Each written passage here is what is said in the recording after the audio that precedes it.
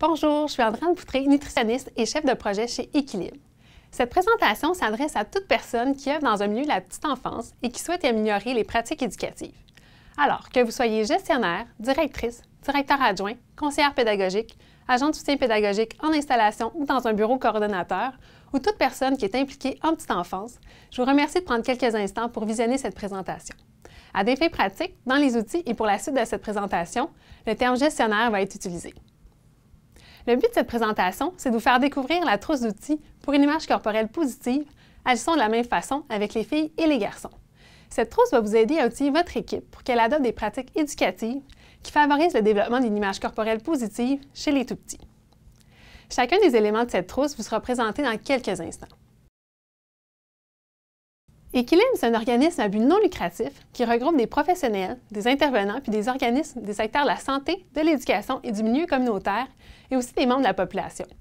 La mission d'Équilibre depuis près de 30 ans, c'est de prévenir et de diminuer les problèmes liés au poids et à l'image corporelle dans la population. Donc, par différentes actions, par exemple des programmes d'intervention, du soutien aux intervenants et intervenantes, par des campagnes sociétales, de l'éducation populaire, on souhaite promouvoir et favoriser le développement d'une image corporelle positive, puis l'adoption de saines habitudes de vie.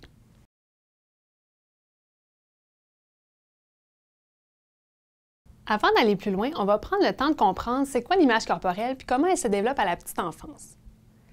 L'image corporelle, c'est un ensemble de perceptions qui regroupe les pensées, les jugements, les émotions et les sensations qu'une personne ou un enfant peut avoir envers son corps. En fait, c'est la représentation mentale qu'on se fait de notre propre corps, de notre apparence. Et cette représentation-là est basée sur ce qu'on pense de notre corps, mais aussi sur ce qu'on croit que les autres pensent de notre corps. Et chez l'enfant de 2 à 5 ans, le regard des autres, c'est vraiment important. Effectivement, pour un jeune enfant, la perception de soi, et donc la perception de son corps, est influencée par les personnes significatives de son entourage. Donc les commentaires, les comportements et les attitudes qu'ont les gens qui l'entourent par rapport à son corps, mais aussi par rapport au corps des autres, vont avoir un impact important sur le développement de l'image corporelle de cet enfant-là. Aussi, il faut savoir que l'image corporelle est en constante évolution tout au long de la vie, selon le contexte, les événements vécus et les commentaires reçus. Mais la période de la petite enfance est cruciale en termes de développement de l'image corporelle parce que c'est durant cette période-là qu'elle débute sa construction. Comme on vient de le voir, le regard des autres, les commentaires reçus sur son image et sur l'image des autres, mais aussi toutes les expériences vécues en lien avec son corps vont façonner ce qui va devenir la perception corporelle de l'enfant. Et cette perception corporelle va avoir une influence importante sur son estime de soi. La petite enfance est donc une période charnière pour que chaque enfant puisse développer une image corporelle positive solide. Et pour y arriver, l'ensemble des intervenants des milieux de la petite enfance ont leur rôle à jouer.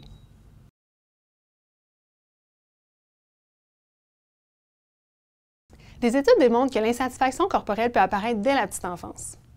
Et vous ne serez sûrement pas surpris de savoir que l'insatisfaction corporelle touche aussi les autres tranches d'âge, parce que des données nous indiquent que 45% des enfants de 9 ans sont insatisfaits de leur corps, plus de la moitié des adolescentes et adolescents font des efforts répétés pour modifier ou contrôler leur poids, 73% des femmes à l'âge adulte voudraient perdre du poids, peu importe leur silhouette actuelle. C'est démontré que l'insatisfaction corporelle peut faire obstacle à l'adoption de saines habitudes de vie en amenant une personne à développer une relation malsaine avec les aliments, en l'amenant à diminuer ou éviter la pratique d'activité physique, et ça peut même lui causer de l'anxiété ou des symptômes dépressifs. En tant que personne qui vit en petite enfance, c'est pas ce qu'on souhaite pour nos enfants. Au contraire, on veut les accompagner dans le développement d'une image corporelle saine et positive. Concrètement, pour un tout petit, avoir une image corporelle positive, ça veut dire qu'il se sent à l'aise face à son corps, qu'il apprécie les caractéristiques de son corps qui le rendent unique et qu'il peut reconnaître des éléments positifs de son corps, comme avoir les jambes fortes ou avoir un bon équilibre. Ça veut dire qu'il apprécie ce que son corps lui permet de faire, que ce soit courir, ramper, manger, donner des câlins. Ça veut dire qu'il a confiance que son corps soit capable d'accomplir plusieurs choses, par exemple sauter d'une roche à l'autre ou grimper dans un module. Et ça veut dire qu'il est capable de reconnaître et de répondre adéquatement aux besoins de son corps, comme manger quand il a faim ou prendre un moment de repos quand il est fatigué. En plus, avoir une image corporelle positive, ça favorise le développement d'une relation saine avec la nourriture. Ça amène l'enfant à être à l'écoute de ses signaux de faim et de satiété. Ça l'encourage à manger une variété d'aliments avec plaisir et sans culpabilité. Ça contribue aussi au développement d'une relation saine avec l'activité physique. Donc, l'enfant bouge par plaisir et non par obligation. Finalement, ça contribue à la construction d'une bonne estime de soi et au développement de relations harmonieuses avec les autres. Bref, quand on favorise une image corporelle positive dès la petite enfance, on encourage en même temps l'adoption de saines habitudes de vie, On favorise le développement global des enfants et on contribue à leur santé et à leur bien-être.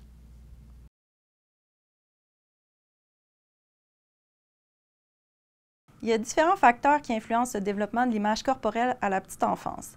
D'abord, les caractéristiques physiques de l'enfant et ses traits de personnalité. Ensuite, ses expériences vécues avec les autres et aussi l'environnement dans lequel il vit. Forcément, les adultes ont un grand impact sur les deux derniers facteurs. Et comme les adultes sont eux-mêmes influencés par certains stéréotypes sexuels, eh bien, les expériences vécues par un enfant et l'environnement qui l'entoure peuvent être différents selon son genre.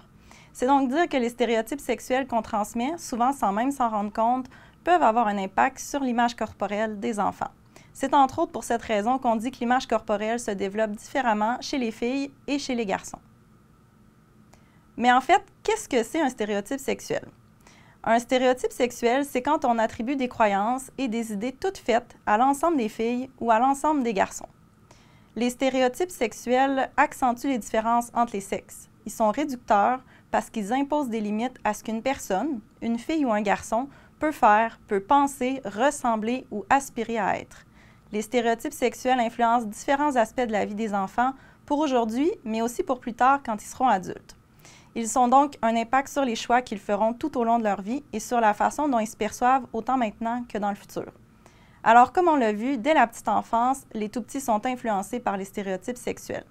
Par exemple, il est encore véhiculé dans la société que les filles sont supposées être calmes et douces, qu'elles vont s'exprimer davantage verbalement, qu'elles s'occupent bien des autres et que leur apparence est importante. Tandis que chez les garçons, la société véhicule plutôt l'idée qu'ils peuvent être turbulents et actifs, qui vont s'exprimer davantage physiquement et qui sont moins sensibles et qu'ils doivent être forts. Mais dans les faits, un enfant peut avoir l'une ou l'autre de ces caractéristiques, qu'il soit une fille ou un garçon. En fait, tout dépend de son tempérament, sa personnalité, ses expériences vécues, son environnement. Par exemple, Juliette pourrait être une fille active, forte et attentionnée, et Chad, lui, peut être un garçon calme et doux, fort et qui parle beaucoup. Donc, chaque enfant est unique et c'est important de respecter cette unicité.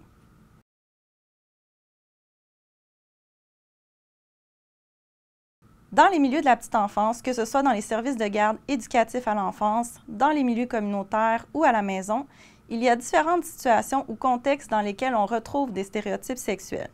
C'est souvent subtil, on n'en est pas nécessairement conscient.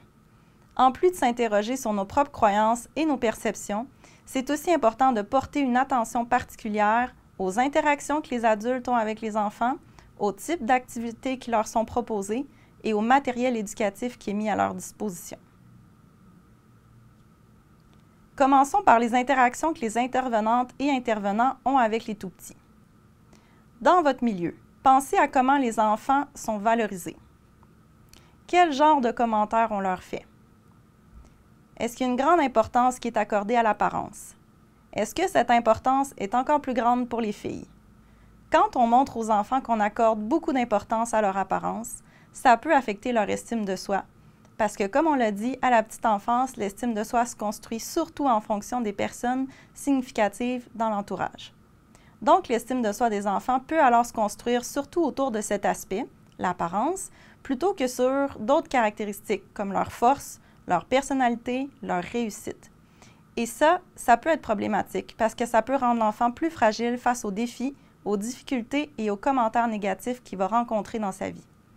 Au contraire, avoir une estime de soi qui s'appuie sur diverses caractéristiques, par exemple sur sa créativité, son sens de l'humour, ses habiletés sportives, eh bien ça va permettre à l'enfant d'avoir plus confiance en ses capacités et en ses habiletés.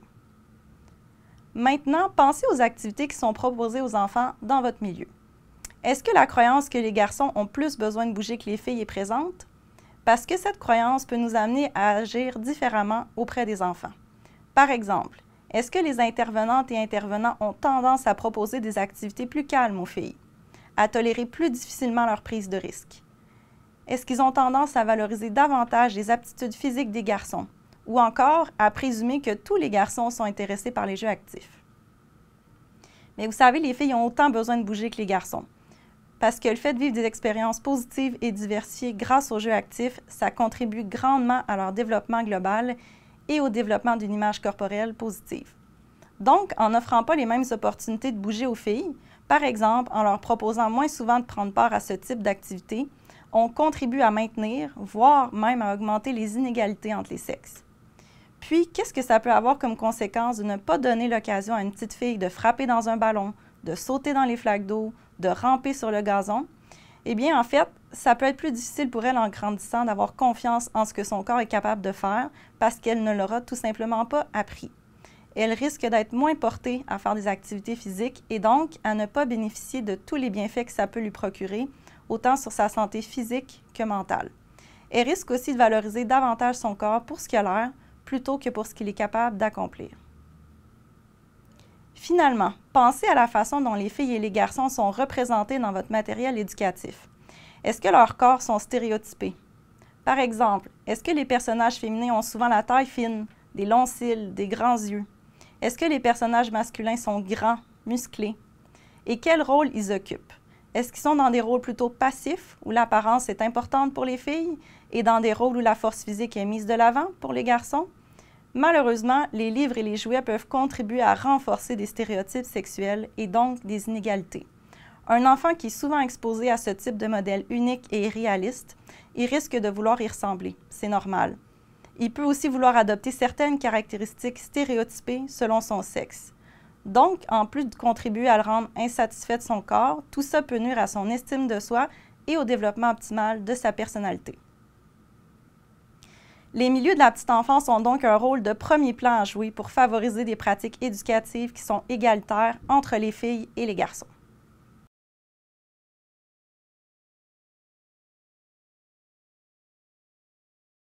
Favoriser le développement d'une image corporelle positive auprès des tout-petits, filles et garçons, fait bel et bien partie d'un rôle important des milieux de la petite enfance. Les tout-petits passent près du 2/3 de leur temps d'éveil dans votre milieu.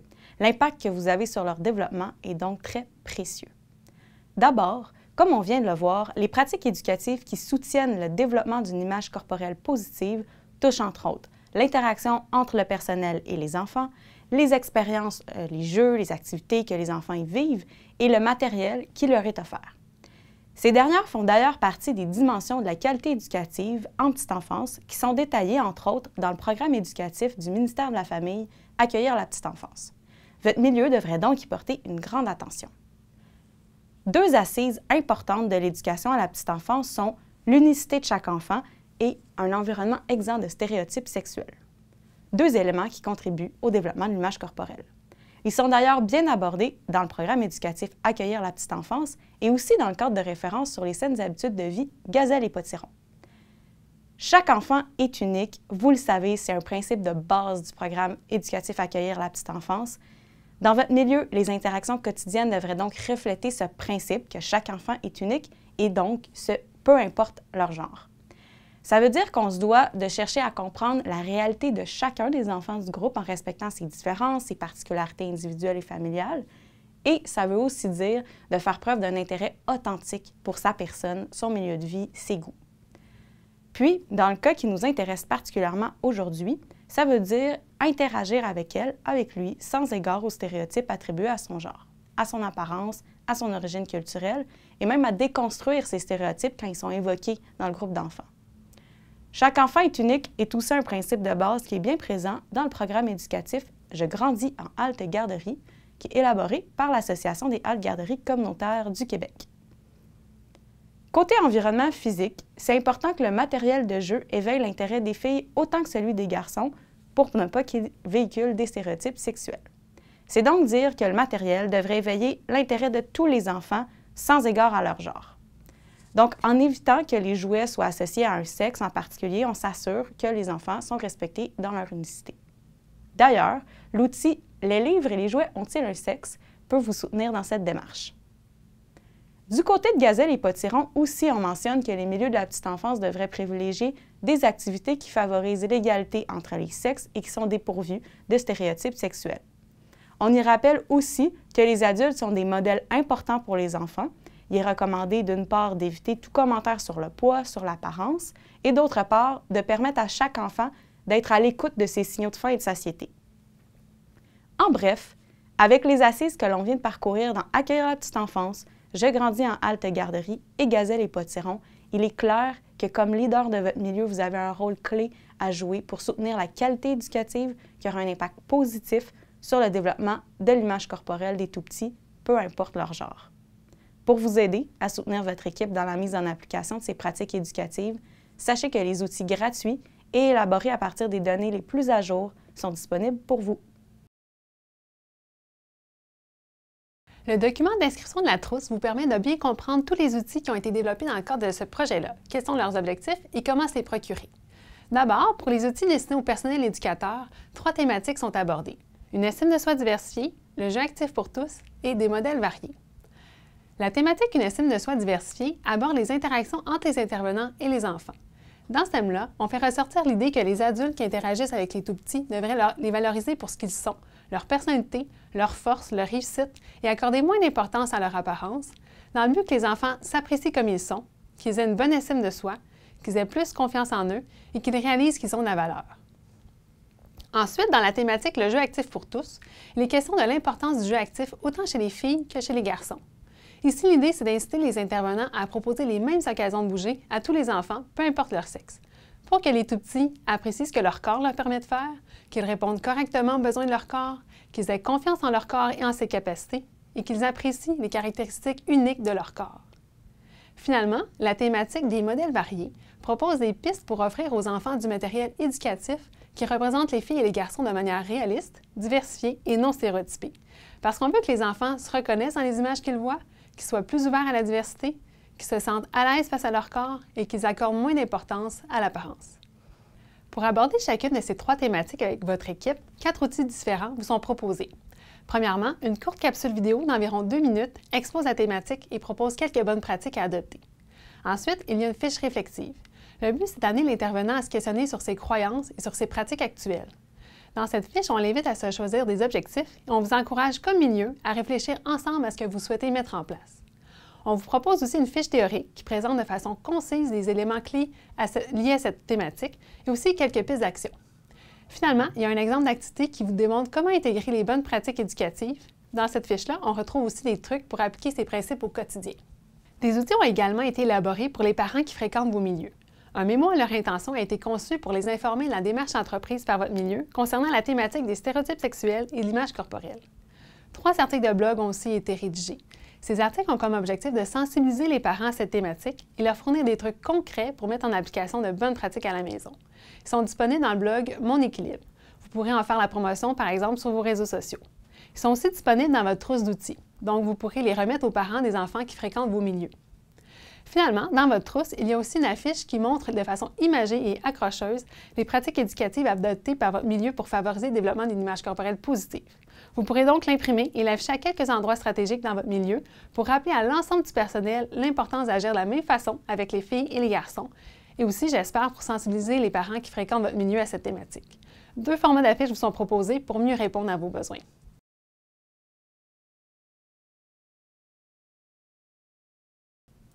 Tous ces outils peuvent être téléchargés gratuitement dans l'onglet Intervenants, puis Boîte à outils du site équilibre.ca.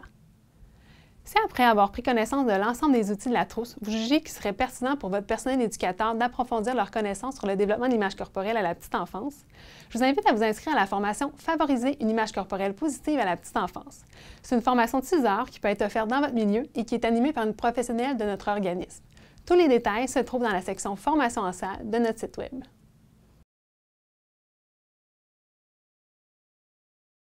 Pour vous guider dans l'implantation des outils dans votre milieu, vous pouvez consulter le document « Implantation de la trousse ».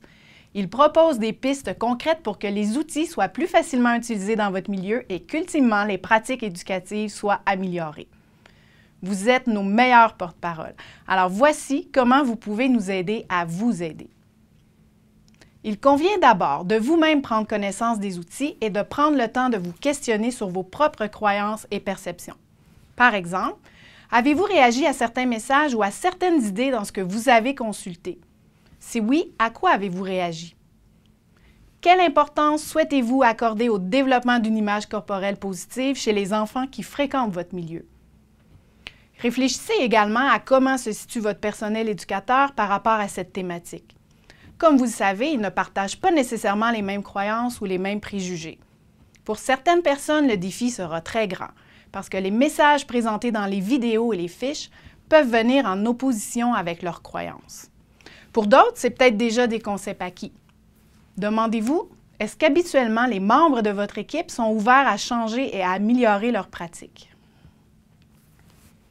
Maintenant que vous êtes bien préparé à sensibiliser votre personnel éducateur, pensez au moment qui serait opportun pour exposer votre personnel à la thématique. Il peut s'agir, par exemple, d'une réunion d'équipe mensuelle ou d'une journée pédagogique de formation. Lors de cette rencontre, vous pourriez présenter 1, 2 ou les 3 capsules vidéo. Prévoyez du temps ensuite pour discuter en équipe. C'est important à ce moment-là de laisser les intervenantes et intervenants s'exprimer sur les messages entendus dans les capsules vidéo, sur leurs croyances, leurs perceptions et sur ce qui semble réaliste de mettre en place. D'ailleurs, dans le document « Implantation de la trousse », des questions vous sont proposées pour vous guider dans cette discussion. Suite à ces échanges, vous pourrez remettre les fiches à chaque personne, puis les inviter à en prendre connaissance et à les compléter. S'il n'est pas possible dans votre milieu de réunir toute l'équipe éducative en même temps, vous pourriez remettre les fiches à l'ensemble de votre personnel éducateur et leur faire suivre les liens des 3 capsules vidéo. Vous pourriez aussi former de petits groupes de 2 ou 3 personnes pour favoriser les échanges. C'est tout de même important de vous rendre disponible par la suite pour répondre aux questionnements et aux préoccupations que les intervenantes et intervenants pourraient avoir une fois que les outils ont été consultés. Et s'il vous manque trop de temps, vous pourriez aussi mobiliser 1 ou quelques personnes de votre équipe en leur confiant certains aspects de ce projet. Est-ce qu'il y a des personnes dans votre milieu qui sont particulièrement interpellées par cette thématique? Aussi, ne sous-estimez pas les autres moyens plus informels pour sensibiliser votre équipe. Ce qui pourrait être, par exemple, de laisser les fiches bien en vue dans la salle du personnel. Ça peut être d'entamer une discussion avec un ou une collègue quand vous observez une situation qui s'y prête. Soyez à l'affût des discussions sur le sujet et saisissez l'occasion d'entamer une discussion lorsque des préjugés ressortent. Finalement, bien sûr, il faut être un modèle positif en adoptant soi-même les bonnes pratiques. Une fois que le personnel éducateur aura en main les outils, il faut leur permettre de bien se les approprier. Encouragez-les aussi à remplir les fiches réflexives. Mais pour ça, il faut leur offrir des conditions favorables. Pourriez-vous leur libérer un peu de temps, leur suggérer de prendre du temps lors de la période de planification pour réfléchir à ce qu'ils ou elles souhaitent intégrer comme pratique? Pourriez-vous organiser une formation sur le sujet de l'image corporelle pour aborder certaines notions plus en profondeur? Une fois que tous ont pu prendre connaissance des outils et réfléchir à leur pratique, essayez de prévoir un second moment en équipe pour compléter tous ensemble la section 4 de la fiche réflexive pour chacun des 3 thèmes. Le fait de consulter votre équipe et de considérer l'expérience de chacun permet de mieux comprendre la réalité quotidienne avec les enfants et les parents. Vous pourriez être étonné des idées simples et innovatrices que votre personnel vous proposera. La collaboration du personnel éducateur permet aussi une meilleure appropriation de l'approche éducative que vous souhaitez voir dans votre milieu. Ça devient un engagement pour toute l'équipe et le personnel devient ici un vecteur de changement. Aussi, essayez de profiter d'une rencontre de suivi déjà planifiée avec chaque membre de votre équipe pour discuter des objectifs qu'il s'est fixés et surtout pour échanger sur le comment. À cette étape, c'est important de souligner auprès des intervenants et intervenantes leur désir d'amélioration continue et aussi leur bon coup et de reconnaître leur rôle de professionnel à la petite enfance. Ce que je peux vous suggérer aussi, c'est d'encourager votre personnel éducateur à mettre en pratique les suggestions proposées dans les fiches d'activité. Parce que ces fiches permettent de s'approprier le contenu d'une thématique de façon très concrète. Aussi, tout au long du processus d'implantation des outils, gardez en tête que déconstruire les stéréotypes sexuels, ce n'est pas nécessairement facile. Ça va demander à toute l'équipe de l'humilité, parce qu'il faut souvent désapprendre ce qu'on nous a enseigné depuis notre enfance. Ayez donc une approche bienveillante, une écoute ouverte et empathique et ayez des attentes réalistes envers votre personnel. Soyez flexible. Pour finir, l'implantation demande de se questionner sur les facteurs qui, dans votre milieu, facilitent et nuisent à l'adoption des nouvelles pratiques. Comme n'importe quelle pratique que l'on veut mettre en place, il faut prévoir des moyens concrets, des mesures structurantes pour s'assurer qu'elles durent dans le temps. Dans le document « Implantation des outils », plusieurs pistes vous sont proposées. Certaines sont probablement plus adaptées à votre milieu que d'autres. Vous pourriez combiner quelques pistes d'action, par exemple, ajouter certains éléments dans votre programme éducatif, mettre en place un plan de formation qui inclut des notions de pratique éducative égalitaire et d'image corporelle, et élaborer une charte d'achat pour tout nouveau matériel. C'est à vous de voir ce qui est réaliste et approprié pour votre milieu et ce qui correspond à vos priorités. N'hésitez pas à partager vos bons coups ou vos préoccupations avec des collègues de d'autres milieux. Vous pourrez, par exemple, discuter de moyens pour faire face aux résistances du personnel éducateur. Finalement, dans votre trousse, vous avez des outils destinés aux parents. C'est important de les sensibiliser aux pratiques que vous désirez mettre en place. Alors, n'hésitez pas à utiliser différents canaux de communication pour les rejoindre, comme le casier de leur enfant, le journal de bord électronique ou vos réseaux sociaux. Et n'oubliez pas le conseil d'administration ou le comité de parents. En fait, peu importe notre réalité, c'est incontournable de prendre le temps de réfléchir à ce qu'on peut concrètement changer si on veut réellement améliorer la qualité des pratiques éducatives, à court, moyen et à long terme.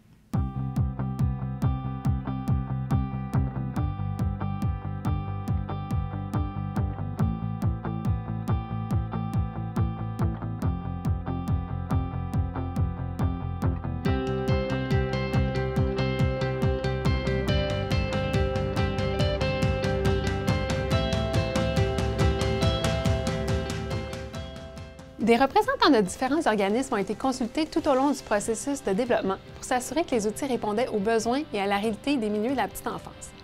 Nous avons collaboré avec Andréane Legris du CPE Le Petit Sentier, Annie Dufour et Nancy Laflamme du Conseil québécois des services éducatifs à la petite enfance, Estelle Huard de Espace Famille Villeray, Geneviève Brault de la Direction de la santé publique de Laval, Lynne Brière du Centre éducatif Sous les arbres, Marie Réaume du Réseau pour un Québec Famille, Marion Elie de l'Association des haltes garderies communautaires du Québec, Nathalie Morin du BCLU des Petits et Philippe Grand de l'Association québécoise des centres de la petite enfance. Un groupe de travail formé d'experts du développement de l'enfant, de l'image corporelle, de la socialisation puis de l'éducation égalitaire ont aussi appuyé notre équipe tout au long du processus de développement des outils.